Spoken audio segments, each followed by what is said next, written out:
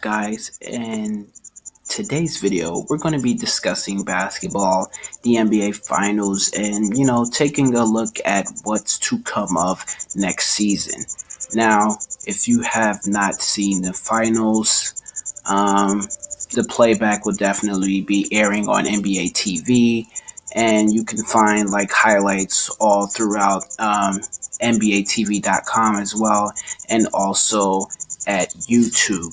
Now, I'm on Facebook right now, and there is a great amount of my friends right now that are raving about the NBA Finals and, the futures of other existing players. So here is my post that I'm actually creating right now.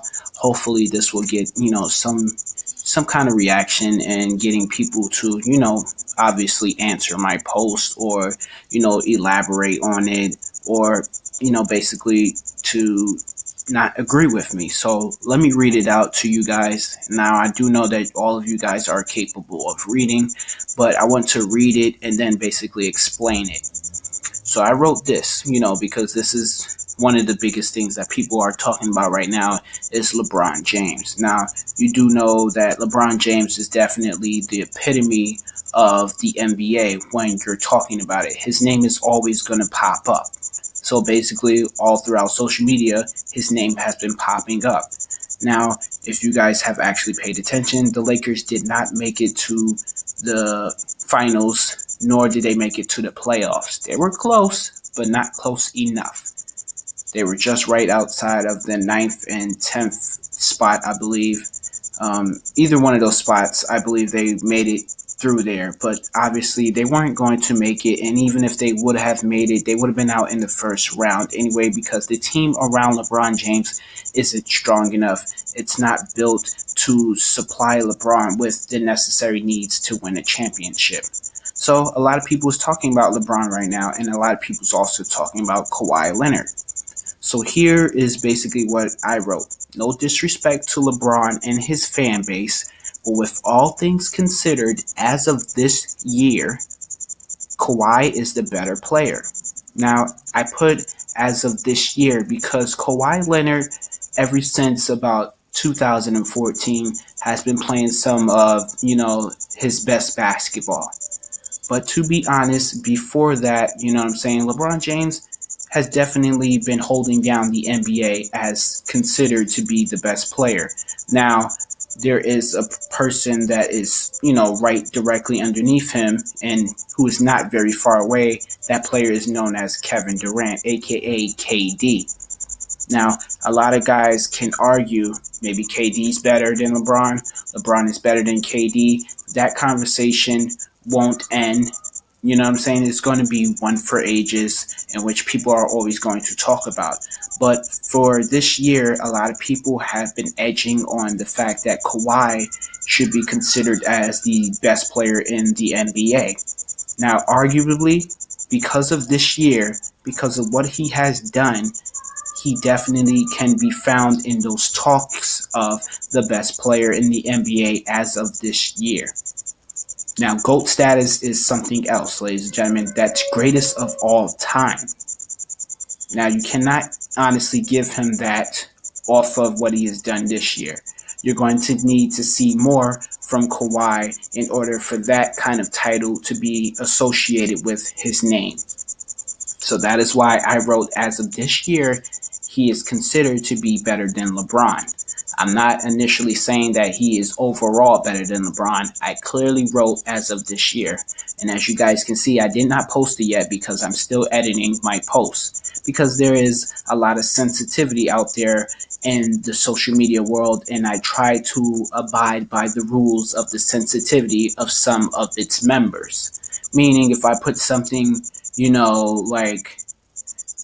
like initially implying that Kawhi was better than LeBron, people will obviously have some sort of reaction, and and I don't want to deal with drama and arguing through Facebook, because at the end of the day, we aren't face to face, so it's not like, like I can have this conversation with you, because after a while I'm going to get tired of typing and responding to you, so, it is what it is. But now, as I finish what I wrote, basically, his scoring has been phenomenal. He's been doing something that we call legendary. For some strange reason, he has been able to manage the amount of points that he has been scoring, throughout this numerous, process of going through the brackets. You know what I'm saying? He went through teams and he has been scoring in bunches. Also, his defense has been stellar. Now, we already knew that this guy was a defensive type of player, always hands-on, but he actually plays on-ball defense, and he annoys the hell out of you. And then the hands on Kawhi Leonard is so huge. So he's poking at the ball, and it's almost like a robbery. You know what I'm saying? Like, you thought he poked at the ball, and initially he just grabbed the entire ball in a hole and just stole it from you. You know what I'm saying? So then I go on to write, he also took down two imposing threats alongside the two-time champions, the Golden State Warriors.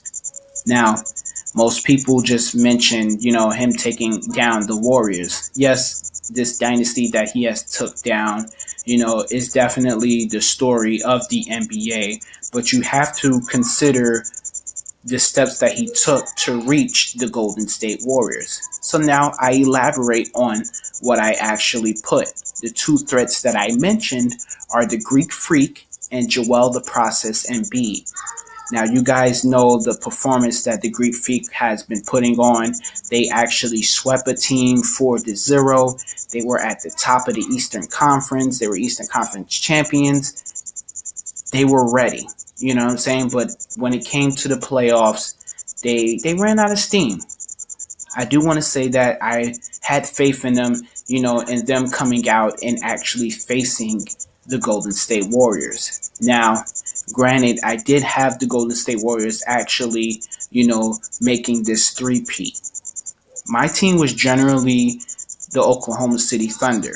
Now, as you guys know, once your team is out a long time ago, when it comes down to one team and then the other team, it's either or. You go for whoever, you know what I'm saying? But initially, I was still an Oklahoma City fan, and I'm still an Oklahoma City fan. But I knew the power and the strength in numbers that the Golden State Warriors had, and I had that faith in that they will three-peat. But obviously, I was wrong due to the fact that Kawhi Leonard and the Toronto Raptors, as a collective, took them down. But as I said, his process to going up against the Warriors, he had to go through Philly, and he had to go through Milwaukee. So it's crazy that people, they kind of slept on that. You know what I'm saying? Like they slept on the fact that what he's done to those two teams, and they just, they're just fabricating on what he has done to the Golden State Warriors. Yes, chalk it up as a win, acknowledge it, but also go back to what he has done to the other two teams. Now, if you guys remember, Joel Embiid cried. You know what I'm saying? He went back to the locker room and he cried. And the Greek Freak, he just knew that basically, this guy, he's hungry and he's ready right now. This is his time. You know what I'm saying? But when you think about what he has done to those two teams, and then what he's done to the Golden State Warriors, this man was on a mission ever since. You know what I'm saying? Him going to Toronto, he was on a mission. And yes, he made Toronto a better team.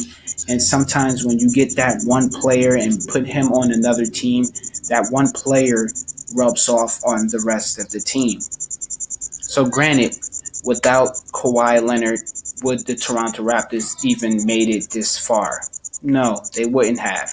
I would have assumed that they would have been out the first round, as they are always out because of the choking matter, in which, you get there, you have all this fight during the regular season, then when it comes to the playoffs, you're so tired from struggling to get here during the regular season, you have no more steam left to push forward.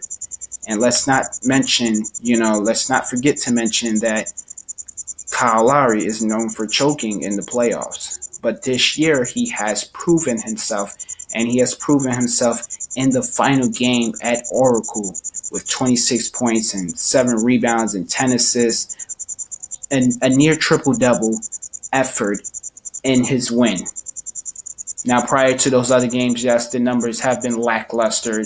He's turned the ball over. He has had so many games in which he's got into, serious foul trouble early in the game, and you start to basically you like, okay, here he goes again. He's choking. What's going on?